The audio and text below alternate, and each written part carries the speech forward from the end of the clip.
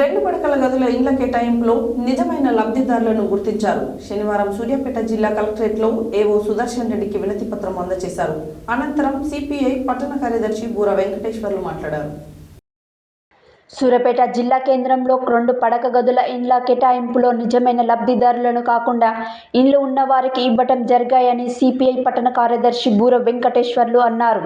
శనివారం జిల్లా కలెక్టరేట్లో ఏవో సుదర్శన్ రెడ్డికి వినతి పత్రం అందజేసిన అనంతరం ఆయన మాట్లాడుతూ గత ప్రభుత్వం డ్రా పద్ధతిలో చేపట్టిన 2 పడకల ఇండ్లను గత సంవత్సరం అక్టోబర్లో డ్రా పద్ధతి ద్వారా లబ్ధిదారులను వార్డు కౌన్సిలర్ అనుగుణంగా వారికి నచ్చిన వారిని ఎన్నుకోవడం జరిగిందని ఆయన అన్నారు. అలా కాకుండా ప్రభుత్వం నిబంధన ప్రకారం అధికారులను నియమించి రీ-ఎంక్వైరీ చేయించి అసలైన లబ్ధిదారులను గుర్తించి వారికి కేటాయించాలని ప్రభుత్వాన్ని కోరారు. ఎంపికైన లబ్ధిదారులకు పట్టాలు పంచారు కానీ ఇప్పటి వరకు వారికి గదులను కేటాయించడంలో జాప్యం జరిగిందని, లబ్ధిదారులను గుర్తించి వారికి గదులు కేటాయించాలని వారు ప్రభుత్వాన్ని డిమాండ్ చేశారు. ఇంకా పూర్తి కాని 2 పడక గదుల ఇళ్లను త్వరగా పూర్తి చేయాలని ప్రభుత్వాన్ని కోరారు. ఈ కార్యక్రమంలో సిపిఐ సీనియర్ నాయకులు బొమ్మగాని శ్రీనివాస్, మూరగండ్ల లక్ష్మయ్య, నిమ్మల ప్రభాకర్, రేగంటి లింగయ్యలు పాల్గొన్నారు.